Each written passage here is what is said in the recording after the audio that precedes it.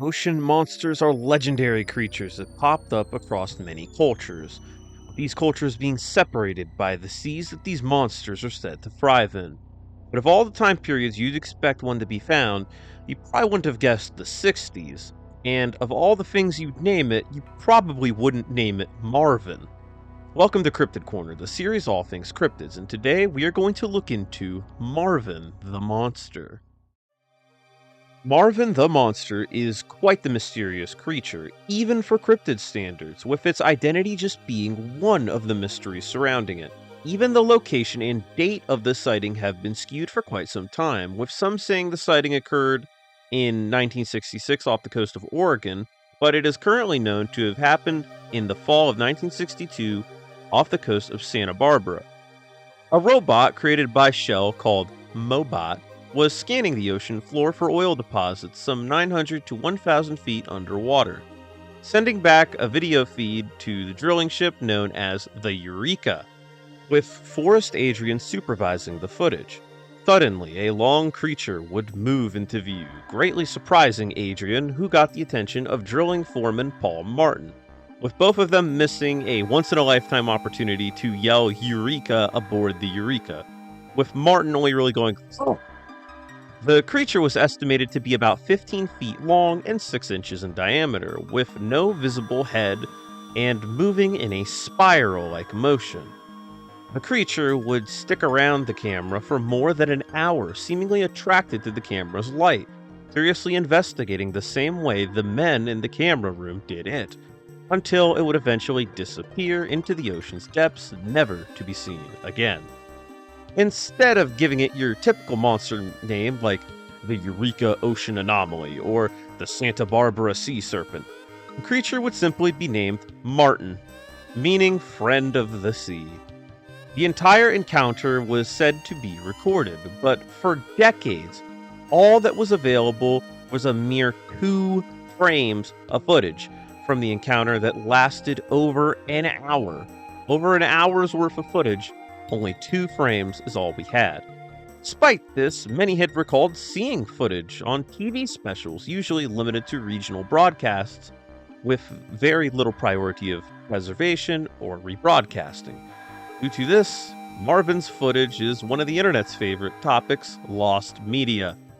But over the years, more of this footage would come to light. As stated earlier, only 2 frames of Martin were known of.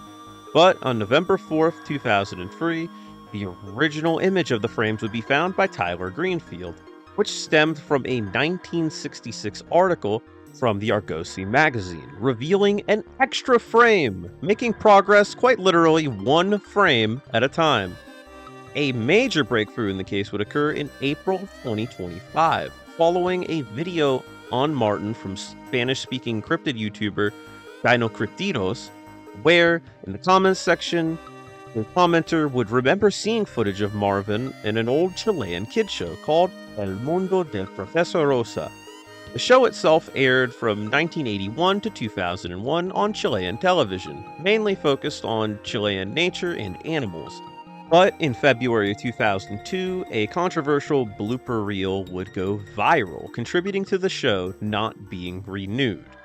Eventually, people would track down the 1989 episode that focused on sea monsters, and after decades of searching, footage of Marvin had been rediscovered, showing the creature in motion alongside sharks at the ocean's depths. As is the case for a lot of lost media, this episode was on YouTube for a whole 9 years before this breakthrough. Marvin was hiding in plain sight for almost 10 years before this discovery only 2 months back. Hopefully, with more discoveries like these, even more footage of Marvin can be brought to light once more and lead to more "was there the whole time" type of reactions. Those are my favorite parts of lost media, when we find where it was and it's just been public forever, but nobody notices it. It's so wild. So now that we have this lost footage of Marvin, perhaps we could have an easier time trying to identify just what Marvin is.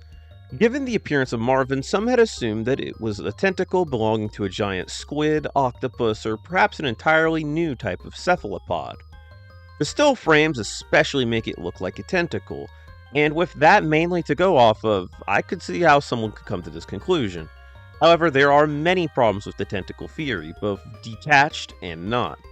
Firstly, a tentacle can move on its own due to their complex neural networks, but watching the footage, it clearly is moving in an intelligent manner, and tentacles only have about an hour of involuntary movement until they just kind of die. Additionally, the sharks in the footage just kind of being there shuts down this idea, at least in my eyes. If it was detached, the sharks would have swarmed it and gobbled it up, and if it was still attached to like a giant squid, I'd think they would scram before they got snatched up. One idea that I personally agreed with for quite a while is that Marvin is not one creature, but multiple. Meet the siphonophore, a giant colonial organism that is made up of many smaller organisms, which are related to jellyfish and corals. Siphonophores can vary in appearance, but fitting the bill of a 15-foot long creature would not be a hard task, as siphonophores can vary between just a few millimeters in length to a whopping 160 feet long. Additionally, sharks will not attack siphonophores, as they often have venom and other self-defense mechanisms and just don't seem that tasty to them. The siphonophore that I think would be the best match for Marvin in particular would be the woolly siphonophore, which almost matches it perfectly. They can be found in the Pacific Ocean, is capable of reaching lengths of 16 feet long. Hell, it even looks like Marvin. Despite this, I think there is an even better match for Marvin in the form of a salp chain. Yet another colonial organism, but despite their appearance, they are not actually siphonophores. In fact, they are closer related to us than siphonophores, as they are in the same phylum as vertebrates. Salp chains are made up of, well, salps, who have reproduced asexually and will bud off from each other, forming long chains of clones, different from siphonophores, which tend to be a little more complicated than that. Salp chains can be found pretty much anywhere and can reach lengths of up to 100 feet. Salps move by drawing in water and pushing it out their other end in a form of jet propulsion.